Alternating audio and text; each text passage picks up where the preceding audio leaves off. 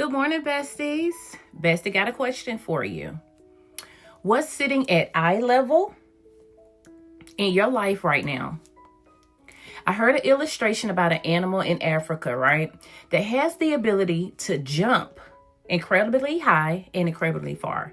Yet the barrier directly in front of it, it won't use the full ability it already has, right?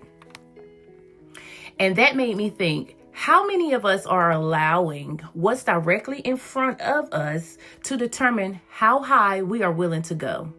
Sometimes the problem isn't that you don't have the ability to rise. The problem is that you've been staring at the barrier for too long.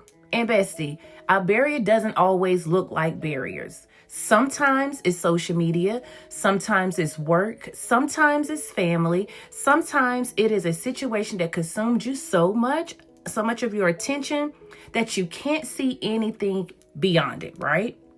And none of those things are necessarily bad, but anything becomes a distraction when it gets more of your attention than God does. The lower level blocks your vision. The lower level distracts you. The lower perspective can hinder your growth. Colossians 3:1-2 tells us that to set our hearts and our minds on the things above. God isn't telling you to ignore your responsibilities down here. He's telling you, don't let what's happening down here determine where you keep your focus. Maybe God isn't asking you to escape life, right? Maybe he's asking you to stop viewing your life only from eye level. And sometimes leveling up means pausing. Before you respond, pause. Before you react, pray. Before you make a decision, seek God. Before you allow what you see to determine what you believe, look up. Right?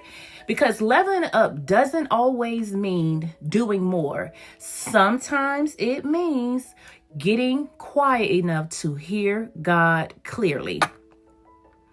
And that takes me to Nehemiah, right? We talked about that before. Nehemiah was doing the work God assigned him to do. And people kept trying to pull him away from it. And they wanted him to come down, but Nehemiah understood something. Everybody calling you down doesn't deserve you coming down, right?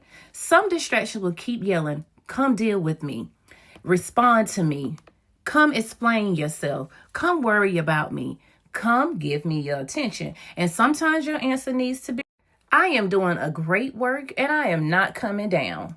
Bestie, it's time to level up. Level up your prayer life.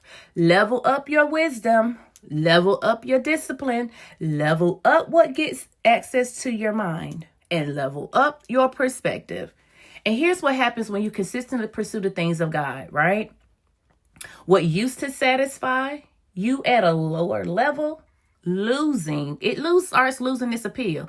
Some conversations won't hit the same. Some environments won't feel the same. Some distractions won't entertain you anymore. And some things you used to have to fight yourself to walk away from, you won't even want anymore. That's growth, right? Because the closer you get to God, the less satisfying some lower level things become. Your appetite changes when your perspective change. Philippians 3:20 reminds us that our citizenship is in heaven. Yes, you live in this world. You have responsibilities here. You have real situations you have to deal with here. But this world does not have to determine your perspective. You are a citizen of heaven. So act like it. Act like you know whose you are. Act like you know who you are. When distraction says, look at me, look up. When worry says, focus on me, look up. You can keep asking God to take you higher, right? While insisting on seeing everything from the lower level. You live down here, but your perspective doesn't have to, right? You are a citizen of heaven. You know whose you are. You know who you are. So act like it. Level up, besties. You know I love you. There's nothing you can do about it. Besides, level up. Take it to bestie before you take it personal. Blessings.